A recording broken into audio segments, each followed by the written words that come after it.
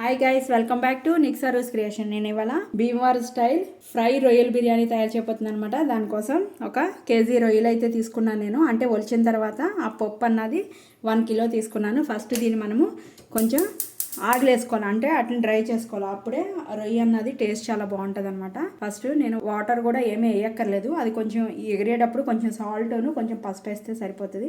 First ఈ రొయ్యలను అయితే మనం ఎగరబెట్టేసుకుందాం. ఇవి ఎగిరే లోపల మనం మసాలా పౌడర్ కూడా తయారు చేసుకోవాలి. దానికోసం ఒక కళాయి పెట్టేసుకుందాం. ఈలోపు పక్క నుంచి చిన్న కళాయి పెట్టేసుకొని ఇందులో ఒక 4 లవంగాయలు మీడియం ఫ్లేమ్లో పెట్టుకుందాం. 2 అనాస పూలు, అంగుళం దాల్చిన చెక్క ముక్కలు ఒక 3, 2 యాలకులు, స్టోన్ ఫ్లవర్ అంటే రాతి పువ్వు అదొక స్పూను, ఒక బిర్యానీ ఆకు, ఇవన్నీ కూడా డ్రై రోస్ట్ చేయాలన్నమాట.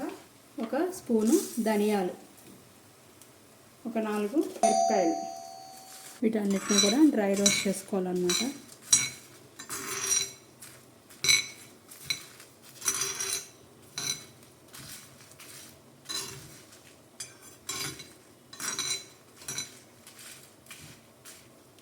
రొయ్యల్లో కూడా చూడండి ఈ విధంగా వాటర్ అన్నవి వచ్చేస్తున్నాయి.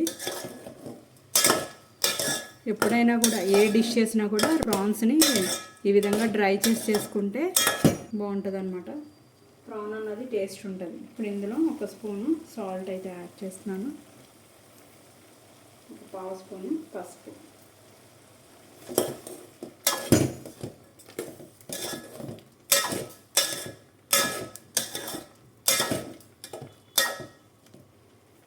ఇవి కూడా ఫ్రై అయిపోయినాయి అనమాట. గ్యాస్ అయితే ఆఫ్ చేసేసుకుంటున్నాను. చల్లారిన తర్వాత దీన్ని పౌడర్ చేసుకోవాల్సి ఉంటుంది. చూడండి ప్రాన్ అన్నది మొత్తం కూడా ఎగిరిపోయినాయి.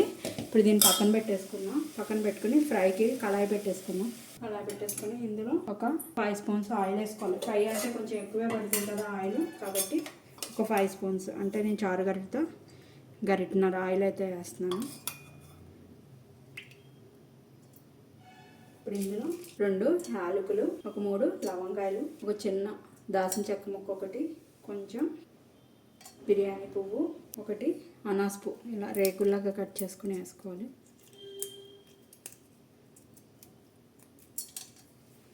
జీడిపప్పులు ఒక 5, ఇవి కొంచెం ఫ్రై అవుతాం.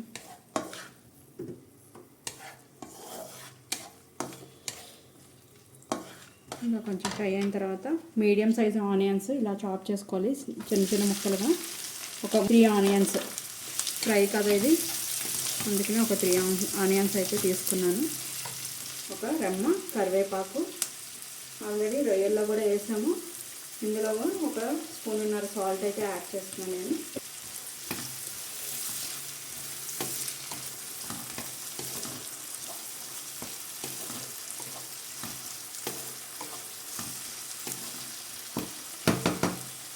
చూడండి ఈ విధంగా పౌడర్ లాగా అయితే చేసేసుకోవాలన్నమాట. దీన్ని ఒక బాక్స్లో తీసేసుకున్నాం, ఎందుకంటే సువాసన మొత్తం పోతుంది గాల్లో, అందుకోసమని దీన్ని ఇలా బాక్స్లో తీసేసుకున్నాము. ఆనియన్స్ మొత్తం అయిపోయింది కదా. ఇప్పుడు ఇందులో మనం ఒక 1/2 డజన్ పచ్చిమిరపకాయలు ఇలా హాఫ్లో కట్ చేసేసుకుని వేసుకోవాలి. ఒక 2 స్పూన్స్ కారం, ఆల్రెడీ అందులో ఎండుమిరపకాయలు వేసాం కదా, 2 స్పూన్స్ కారం వేసుకుని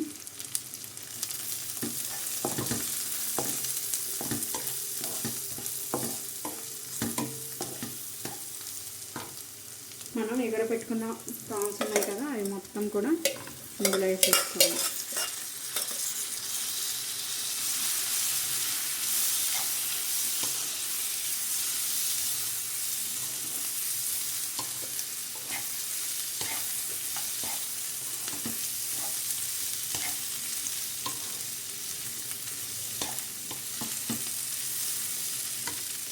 ఇందులోనే ఒక 3 టమాటాస్ ఈ విధంగా ప్యూరీ లాగా చేసుకుని అది కూడా యాడ్ చేసుకోవాలి.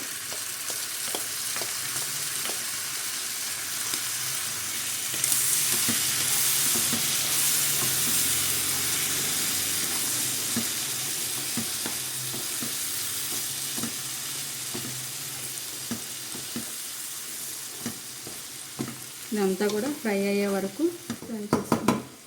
ఇందులో ఒక spoon pepper powder, black pepper powder, పెద్ద స్పూన్ అయితే ఒక స్పూను, అది మరీ బుల్లి స్పూన్ అనమాట, అందుకనే 2 స్పూన్స్ వేసుకున్నాను బుల్లి స్పూన్ అని. మనం ఇప్పుడు గరం మసాలా పొడి చేసుకున్నాం కదా, అది ఇప్పుడు ఒక 2 స్పూన్స్ అయితే ఇందులో యాడ్ చేసుకోవాలి.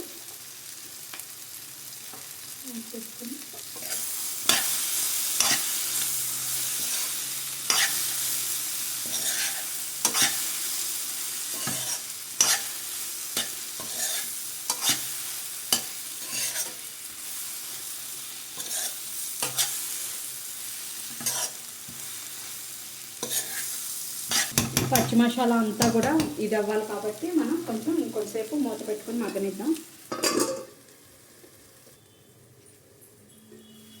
మూత తీసుకొని చూసుకుందాం. ఇప్పుడు ఫైనల్గా కొత్తిమీర వేసేసుకుందాం.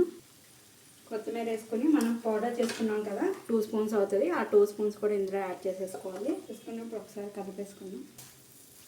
చూడండి, ఆ మసాలా మొత్తం రొయ్యలకి పట్టేసి ఏ విధంగా ఉందో. ఇలా ఫ్రై అయ్యి నోరు ఊరిపోతుంది అనమాట బిర్యానీ చేయకోకుండానే. దీన్ని పక్కన పెట్టేసుకుని ఎసరు కూడా పెట్టేసుకుందాం. బిర్యానీకి గిన్నె అయితే పెట్టేసుకున్నాను. గ్యాస్ వెలిగించేసుకుందాం. వెలిగించుకుని ఇప్పుడు ఇందులో ఎక్కువ అక్కర్లేదు, 1 స్పూన్ ఆయిల్ వేస్తే సరిపోతుంది. ఇప్పుడు ఇందులో ఒక 2 బిర్యానీ ఆకులు కట్ చేసుకుని, 2 అంగుళాల దాల్చిన చెక్క ముక్కలు ఒక 3, 2 అనాస పూలు ఒక 4, మరాఠీ మొగ్గలు, జాపత్రి ఒక 1/2 డజను, లవంగాయలు 2 దాల్చిన చెక్కలు అండ్ స్టోన్ ఫ్లవర్ వేసుకొని వీటిని ఫ్రై చేసుకోవాలి. ఇందులోనే ఒక 1/2 డజన్ పచ్చిమిర్చి,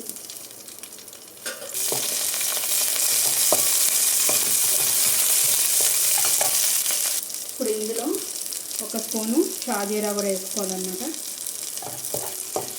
వేసుకొని ఇదంతా కొంచెం ఫ్రై అయిన తర్వాత ఇందులో వాటర్ యాడ్ చేసుకోవాలి. బాస్మతి రైస్ ఒకటికి మనం 2 చొప్పున పోసుకుంటాం కదా. మన బాస్మతి రైస్కి ఒక గ్లాస్ బియ్యానికి గ్లాసున్నర వాటర్ పోస్తాం కదా, అలాగే పోసుకోవాలి. 1కి 1.5. నేను 2 గ్లాసెస్ రైస్ చేస్తున్నాను, అందుకనే 3 గ్లాసెస్ వాటర్ అయితే యాడ్ చేసుకుంటున్నాను ఇందులో.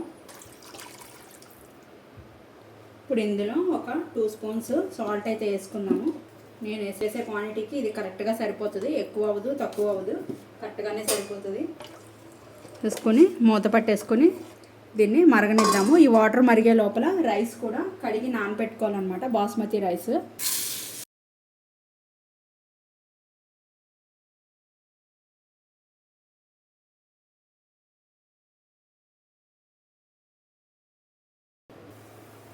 చూసుకుందాము. ఇదిగోండి, ఎసరు కూడా ఆగిపోయింది అనమాట. మనం కడిగి పెట్టుకున్న రైస్ ఉన్నాయి కదా, అవి ఇందులో యాడ్ చేసేసుకుందాం.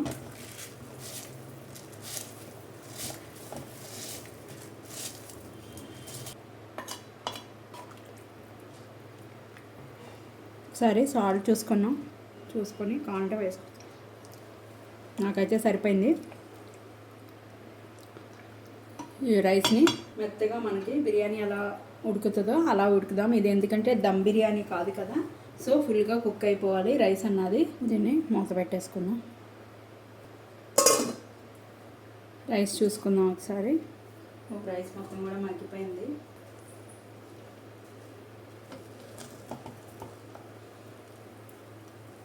ఒకసారి కింద నుంచి కలుపుకున్న తర్వాత ఫస్ట్ దమ్ అంటే మనం హాఫ్ బాయిల్ చేసి దాన్ని రైస్ అంతా తీసి దాన్ని వడకట్టుకొని అలా చేస్తాము, లేయర్లుగా వేసుకుంటాము. కానీ ఇది అలా కాదు, ఓన్లీ పైన కొంచెం రైస్ మటుకు తీస్తే సరిపోతుంది.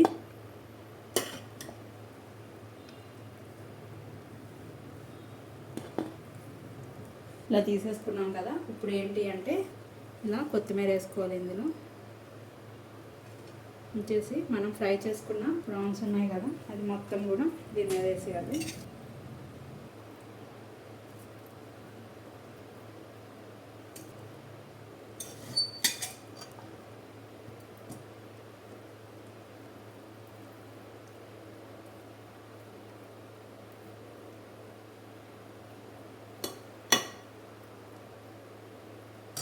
ఇప్పుడు దీని మీద పైన మనం పక్కన పెట్టుకున్న రైస్ ఉన్నాయి కదా, దాన్ని కూడా వేసేసుకున్నాం.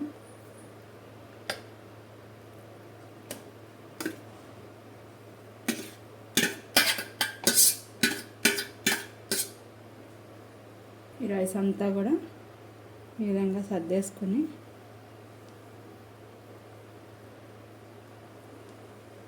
లో ఫ్లేమ్ మీద ఒక 5 నిమిషాల నుంచి మనం గ్యాస్ ఆఫ్ చేసేసుకుందాం. అప్పుడు ఏమవుతుంది అంటే కొంచెం ఆయిల్ ఆ ఫ్లేవర్ అన్నది ఈ రైస్లోకి దిగుతుంది అనమాట. అప్పుడు రైస్ అన్నది చప్పగా లేకుండా ఉండడం కోసం అని చెప్పి పైనుంచి కూడా కొంచెం కొత్తిమీర వేసుకొని మూత పెట్టేసుకుందాం.